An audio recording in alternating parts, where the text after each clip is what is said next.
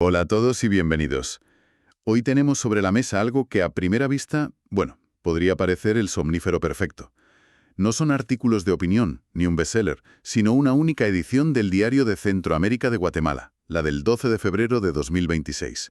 Y el reto es coger estos papeles que parecen un tostón, actas municipales, edictos, convocatorias, y ver si podemos sacarles el jugo para entender qué se cuece de verdad en Guatemala. Es como intentar entender una ciudad mirando solo sus facturas y sus actas de reuniones. Sí, sí, y es que, aunque suene aburrido, es la forma más honesta de verlo, ¿no? Porque en estas páginas no hay editoriales, no hay discursos, lo que hay es el engranaje real de la sociedad.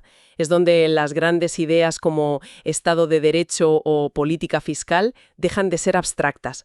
Se convierten en la multa del agua de una familia o en la tasa de basuras de un barrio. Aquí es donde la vida sucede, vamos. Pues vamos a tirar de ese hilo. Lo primero que me saltó a la vista, en un acta de la Municipalidad de Pastores, en Zacatepeques, fue una medida sobre el pago del servicio de agua. El concejo reconoce que hay muchos vecinos que no pueden pagar debido a diversos factores que han afectado su economía familiar, y su solución me dejó pensando. Autorizan exoneraciones de hasta el 95% de las multas. Un 95%. Mi primer pensamiento fue, a ver, ¿no es esto un poco populista? ¿No se arriesgan a que la gente se malacostumbre y espere siempre un perdonazo? Es un riesgo, sí, claro que es un riesgo. Y seguro que lo tuvieron en cuenta. Pero esa es precisamente la encrucijada de la gestión local. Tienes que pensar en la alternativa. Si no ofreces una salida, esa deuda se vuelve incobrable de todos modos. La gente simplemente no paga porque no puede. Claro. Y al final tienes el mismo problema de ingresos, pero con una población ahogada y muy descontenta. Lo que hacen aquí es una jugada pragmática. Renuncian a los recargos para intentar recuperar el principal y, sobre todo, para que la gente se reenganche al sistema de pagos. Claro, y mencionan la creación de convenios de pago vía administrativa, que supongo que va en esa misma línea, de dar facilidades. Exacto. Y esto es un dilema universal, ¿no? Y lo vemos en todas partes, desde la condonación de préstamos estudiantiles a las moratorias de alquileres durante una crisis. La diferencia es que a nivel estatal, estas medidas son debates que tardan años. Lo fascinante aquí es ver la agilidad, la granularidad con la que actúa un municipio pequeño. Están resolviendo un problema de sus vecinos. Ahora, no esperan una ley nacional. Es una perspectiva muy interesante.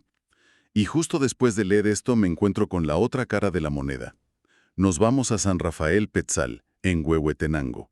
Y aquí el acta municipal aprueba una subida en la tarifa del tren de aseo, la recogida de basura. Sube a 30 quetzales al mes. A nadie le gusta que le suban las tasas, pero lo que me pareció brillante fue cómo lo justifican. Comunicar las malas noticias. Eso es todo un arte en política. Totalmente. Y aquí lo abordan, no se limitan a decir por el aumento de costes. No, lo desglosan punto por punto. Primero, crecimiento de la población. Lógico. Segundo, y esto es un espejo de nuestra sociedad, un cambio en los hábitos de consumo, más plásticos, más empaques, más desechables. Tercero, el aumento del precio del diésel. Cuarto, el mayor desgaste de los camiones por el exceso de carga y las calles. Y quinto, que me parece fundamental, la necesidad de cubrir salarios dignos y prestaciones para los trabajadores. Es una clase magistral de pedagogía. Absolutamente. Y fíjate en la inteligencia con la que lo comunican. No usan jerga económica abstracta. Usan realidades que cualquier vecino puede ver cada día.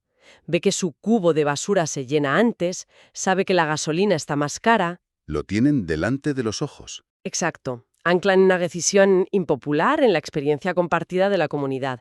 Y eso es fundamental para que se acepte o al menos se entienda, ¿sabes? Esa justificación tan detallada me parece que conecta directamente con otro tema que salta a la vista en estas páginas, el esfuerzo por la transparencia. De hecho, hay un municipio, San Juan Cotzal, en Quiché, que dedica una publicación entera solo a eso. No es una decisión sobre un impuesto, es una declaración sobre su política de archivos y de acceso a la información. Lo cual ya es una declaración de intenciones en sí misma, ¿no? Publicar en el diario oficial cómo vas a ser transparente. Es, digamos, el colmo de la metatransparencia. Exacto.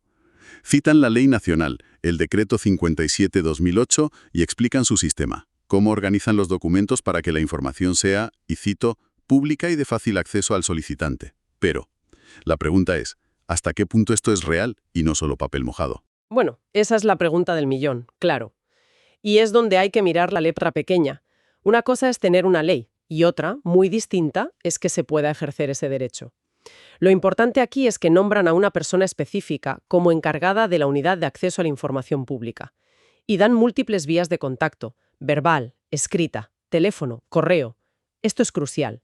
Pasan de un concepto abstracto a un mecanismo concreto. A una persona con un teléfono. A eso mismo. El test de verdad sería enviar una solicitud y ver qué pasa, pero el hecho de que publiquen este compromiso ya es una señal potente. Y hablando de cómo la vida de la gente se cruza con la burocracia, hay una sección que, me dibujó una sonrisa. La de los anuncios personales. Concretamente los edictos de matrimonio. No por cotillear, sino por la procedencia. Tenemos a una ciudadana guatemalteca casándose con un irlandés, a un guatemalteco con una estadounidense, una guatemalteca con un portugués, incluso una pareja de colombianos que han decidido casarse en Guatemala. Vaya, por lo que parece, Guatemala es el sitio para casarse. Bromas aparte, esto es un indicador socioeconómico potentísimo. Es la globalización contada a través de los registros civiles. Mucho más interesante que un informe del FMI. Desde luego, cada uno de esos pequeños anuncios es la culminación de una historia de migración, de un viaje. Nos muestra flujos de personas, lazos culturales, una sociedad que, a nivel de base, es mucho más internacional de lo que podríamos pensar. Es una ventana maravillosa. Totalmente de acuerdo. Pero luego llegué a la sección de los títulos de tierra. Y aquí es donde me quedé de piedra. Pensaba que sería un listado de metros cuadrados y poco más, pero el nivel de detalle es increíble. Para que nos hagamos una idea, esto va de gente que posee un terreno, a veces desde hace generaciones, pero sin escrituras formales. Y este proceso es para registrarlo legalmente. Un proceso que es absolutamente fundamental para dar seguridad jurídica, para el desarrollo económico. Sin un título de propiedad no puedes pedir un crédito, no puedes vender de forma segura, estás en un limbo legal. Claro, pues lo que me dejó alucinado es cómo describen las propiedades. Escucha esto, es de una solicitud en la aldea Esquipulas. La descripción tiene una precisión que asusta, con azimuths y coordenadas. Pero de repente, la frontera se define de la forma más humana posible. Cito, linda con Guillemoslando Morales Martínez y Vilma Judith Martínez Barrios. El límite es el vecino. Y no solo eso, te dicen que en el terreno hay 2 casas, una con paredes de bloc y techo de lámina. Te están dibujando el pueblo entero en el boletín oficial. Es que esto es oro puro, ¿de verdad? Es la materialización de cómo el espacio legal se superpone al espacio social. En muchos lugares, sobre todo en zonas rurales, la propiedad no es un polígono abstracto en un mapa, es una red de relaciones. Mi tierra llega hasta donde empieza la de Guillemoslando. Exacto. Definir la linde con el nombre del vecino es reconocer que la comunidad es la que valida esa frontera, y la publicación del edicto es clave. Se hace público para que el propio Guillemoslando pueda decir, un momento, eso no es correcto. Es un sistema que combina la precisión técnica con la validación social. Es fascinante. Es que crea una imagen mental muy potente. Y si estos títulos dibujan el mapa físico y social, hay otra sección, la de las convocatorias, que dibuja su mapa organizativo. Son el pulso de la vida en comunidad. El esqueleto de la sociedad civil organizada, exacto. La variedad es tremenda.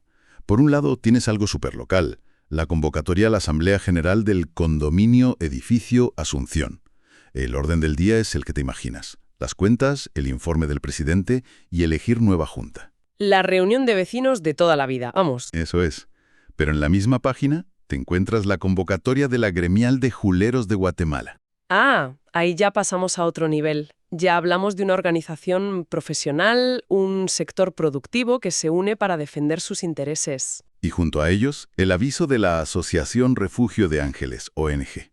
Una organización no lucrativa con su propia misión. Es como ver las distintas capas de la vida social. En conjunto, esos 3 ejemplos son una radiografía perfecta de un tejido social sano y complejo. Tienes la Organización para la Convivencia, el condominio, la Organización para los Intereses Económicos, el gremio, y la Organización para Fines Altruistas, la ONG. Demuestra que hay una sociedad civil activa, que se reúne, debate, elige. No es solo un conjunto de individuos, es una red de colectivos. Es increíble. Si lo pensamos, hemos hecho un viaje bastante completo. Empezamos con un ayuntamiento lidiando con la economía de sus vecinos, viendo si perdonar multas o cómo justificar una subida de la basura. Saltamos a ver cómo personas de Irlanda o Portugal entrelazan sus vidas con ciudadanos guatemaltecos. Nos quedamos asombrados al ver cómo un terreno se define no solo por coordenadas, sino por el nombre de los vecinos. Y terminamos viendo a esa misma gente organizándose en comunidades, gremios y ONGs. Y todo, absolutamente todo, ha salido de estas páginas.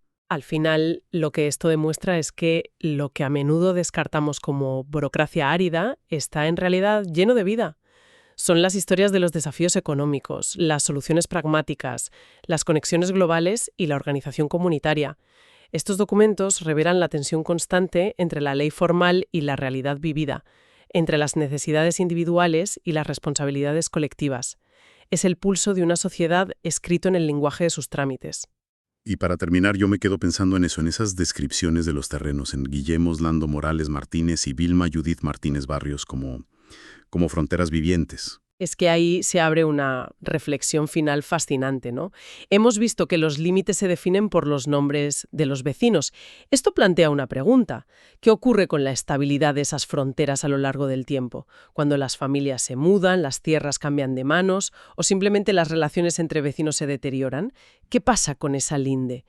Y llevándolo a nuestro mundo, ¿cómo podrían las tecnologías modernas de mapeo digital, como el GPS, desafiar o, por el contrario, reforzar estas formas tradicionales y personales de definir un lugar? ¿Perderíamos algo importante si una frontera deja de llamarse la Tierra de los Martínez para ser simplemente la coordenada XY?